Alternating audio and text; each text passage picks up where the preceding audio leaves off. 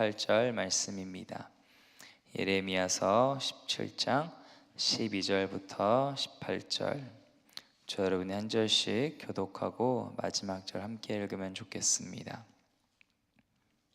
제가 먼저 12절 읽기를 시작합니다. 영화로우신 보좌여, 시작부터 높이 계시며 우리의 성소이시며 이스라엘의 소망이신 여호와여, 무릇 주를 버리는 자는 다 수치를 당할 것이라. 무릇 여호와를 떠나는 자는 흙에 기록돼 이는 생수의 근원이신 여호와를 버림이니이다. 여호와여, 주는 나의 찬송이시오니 나를 고치소서. 그리하시면 내가 낫겠나이다. 나를 구원하소서. 그리하시면 내가 구원을 얻으리이다. 보라, 그들이 내게 이르기를 여호와의 말씀이 어디 있느냐, 이제 임하게 할지어다 하나이다. 나는 목자의 직분에서 물러가지 아니하고 주를 따라 싸우며 재앙의 날도 내가 원하지 아니하였음을 주께서 아시는 바라. 내 입술에서 나온 것이 주의 목전에 있나이다. 주는 내게 두려움이 되지 마옵소서. 재앙의 날에 주는 나의 피난처시니. 함께 읽겠습니다. 나를 박해하는 자로 치욕을 당하게 하시고 나로 치욕을 당하게 마옵소서. 그들은 놀라게 하시고 나는 놀라게 하지 마시옵소서. 재앙의 날을 그들에게 임하게 하시며 배나 되는 멸망으로 그들을 멸하소서. 아멘.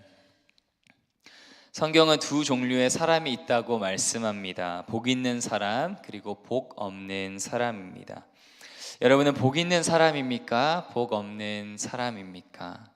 복 있는 사람 또는 의인은 여호와 하나님을 의지하며 하나님의 말씀대로 사는 사람입니다.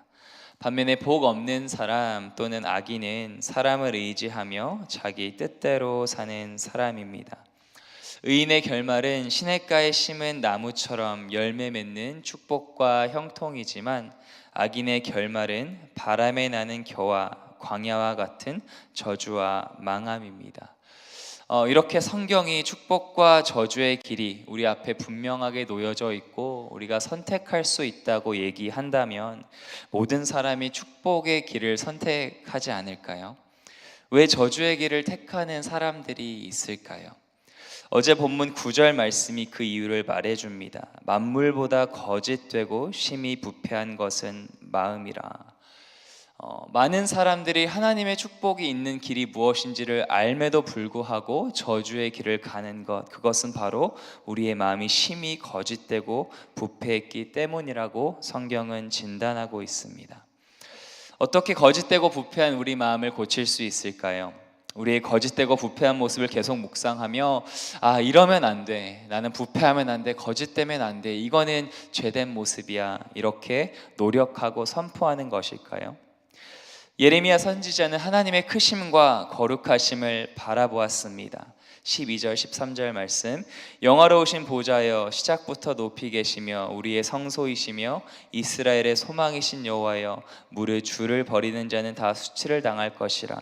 무릇 여호와를 떠나는 자는 흙에 기록이 되오리니 이는 생수의 근원이신 여호와를 버림이니이다. 한번 상상해 보시겠어요? 영화로우신 보좌가 있는데 너무 영화로운 거예요. 너무 영광스러운 겁니다. 그것도 높이 있는데 시작부터 처음부터 그렇게 높이 있는 하나님의 보좌, 그것이 우리의 성소가 되신다. 그 모습을 예레미야는 본 것이죠. 즉 성소, 성전 안에 좌정하신 하나님의 영광스러운 모습을 예레미야 선지자는 보았습니다. 이사야 선지자도 비슷한 것을 보았죠. 이사야 6장에 보시면 이렇게 기록되어 있습니다. 우시야 왕이 죽던 해에 내가 본즉 주께서 높이 들린 보좌에 앉으셨는데 그의 옷자락은 성전에 가득하였고 스랍들이 모시고 섰는데 각기 6날개가 있어 그 둘로는 자기의 얼굴을 가리었고 그 둘로는 자기의 발을 가리었고 그 둘로는 날며 서로 이르되 거룩하다 거룩하다 거룩하다. 만군의 여호와여, 그의 영광이 온 땅에 충만하도다 하더라. 예레미야와 이사야 선지자가 본 것 비슷한 하나님의 영광이었습니다. 또 요한과 다른 사도들도 그 영광을 보았어요. 요한복음 1장 14절 말씀이 육신이 되어 우리 가운데 거하심에 우리가 그의 영광을 보니 아버지의 독생자의 영광이요 은혜와 진리가 충만하더라. 즉 요한과 사도들도 예수 그리스도 안에서 이사야와 예레미야 선지자가 보았던 하나님의 놀라운 영광을 보았던 것이죠. 컵에 담긴 물을 정화하는 방법이 무엇이죠? 그 더러운 물을 이렇게 퍼내는 것이 아니라 위에서부터 계속 깨끗한 물을 붓는 것입니다.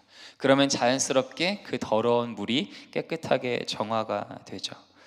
마치 위에서 흐르는 깨끗한 물이 이 더러운 물을 정화시키는 것처럼 심히 거짓되고 부패한 우리 마음의 해결책은 우리 마음을 보는 것이 아니라 거룩하시고 아름다우시고 영광스러우신 그 하나님을 눈을 들어서 바라보는 것입니다. 그것이 바로 예레미야 선지자가 했던 거예요. 이스라엘 백성이 참 안타깝고 돌이킬 수 없는 그런 상황을 바라보면서 예레미야 선지자는 눈을 들어서 하나님의 영광을 바라보았습니다. 그때 찬송이 나왔어요. 14절 여호와여 주는 나의 찬송이시오니. 여러분 그랜드 캐니언 가 보셨나요? 또는 마운트 레이니어 가 보신 분들도 계실 것 같은데, 그런 멋진 자연 광경을 보았을 때 우리 입에 어떤 말이 나오죠? 와 하는 감탄이 나옵니다. 또는 맛집에 가서 정말 맛있는 것을 먹었을 때 와 하는 감탄이 나오죠. 마치 그런 것처럼 영광스러운 주님을 마주하면 우리 입에 자연스럽게 나오는 것은 바로 찬송, 찬양입니다. 그리고 우리가 찬송할 때 또 한 가지가 있는데 기도가 나와요. 14절 또 17절 18절 말씀입니다. 여호와여 주는 나의 찬송이시오니 나를 고치소서 그리하시면 내가 낫겠나이다. 나를 구원하소서 그리하시면 내가 구원을 얻으리이다. 17절 주는 내게 두려움이 되지 마옵소서 재앙의 날에 주는 나의 피난처시니이다. 나를 박해하는 자로 치욕을 당하게 하시고 나로 치욕을 당하게 마옵소서. 그들은 놀라게 하시고 나는 놀라게 하지 마시옵소서. 재앙의 날을 그들에게 임하게 하심에 배나 되는 멸망으로 그들을 멸하소서. 예레미야 선지자는 간절하게 기도하고 있습니다. 나를 고쳐달라고, 구원해달라고, 두려움이 아니라 재앙에서 구원해달라고, 또 그 악인들을 멸망하게 해달라고 기도하죠. 간구의 기도를 하는 것, 여러분 우리가 왜 하나님께 도와달라고 살려달라고 간구의 기도를 하죠?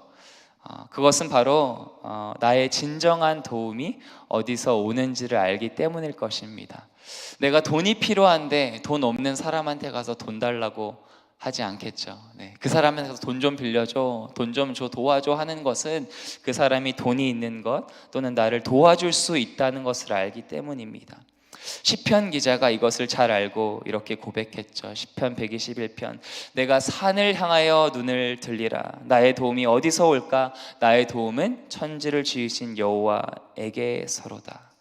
바로 예레미야 선지자가 하나님께 나아가서 기도한 것은 나의 도움이 이 절박하고 소망 없는 상황을 바꿔주실 수 있는 분이 여호와 하나님밖에 없다, 이것을 믿었기 때문입니다. 마지막으로 기도할 때 또한 부르심에 합당한 신실한 삶을 살게 됩니다. 15절 16절 말씀입니다. 보라 그들이 내게 이르기를 여호와의 말씀이 어디 있느냐 이제 임하게 할지어다 하나이다. 나는 목자의 직분에서 물러가지 아니하고 주를 따랐사오며 재앙의 날도 내가 원하지 아니하였음을 주께서 아시는 바라. 내 입술에서 나온 것이 주의 목전에 있나이다.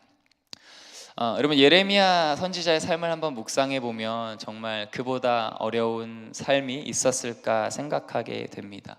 하나님의 말씀을 계속해서 전하고 선포하는데 아무도 듣지 않는 거죠. 하나님의 말씀이 무시당하는 것, 또 그뿐 아니라 자신이 조롱당하고 핍박당하는 그런 삶을 평생 동안 살면서 예레미야 선지자는 얼마나 힘들었을까요? 우리는 그냥 성경을 읽고 힘들었겠다 이 정도로 지나치지만, 여러분 남의 고난을 들었을 때 힘들겠다 공감할 수 있지만 그 고난이 나에게 오면 정말 다르게 그 무게가 느껴지잖아요. 그런 힘든 삶 가운데 예레미야는 그 이스라엘 백성들을 포기하지 않았어요. 하나님의 말씀을 무시하고 자신을 조롱하는 그 백성들을 끝까지 포기하지 않았습니다. 힘들다고 하나님 저 더 이상 못하겠어요, 목자의 직분을 내려놓지 않았어요. 신실하게 주님을 따르며 끝까지 하나님께 받은 부르심에 합당한 삶을 살았습니다. 찰스 스펄전 목사님 께서 쉬지 말고 기도하라라는 이 짧은 한 절 말씀으로 1872년에 설교하신 것이 있는데요.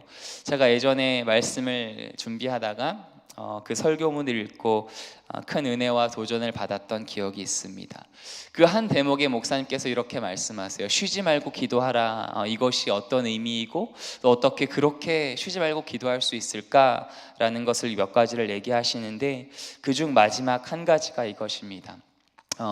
우리가 시간을 정해서 정시에 기도하고 수시로 기도하는 거 중요하지만 마지막 한 가지는 입으로 마음으로 기도하는 것뿐만 아니라 기도한 대로 행동하는 것이다. 그것도 기도라는 말씀을 하세요. 즉 삶으로 이어지는 기도.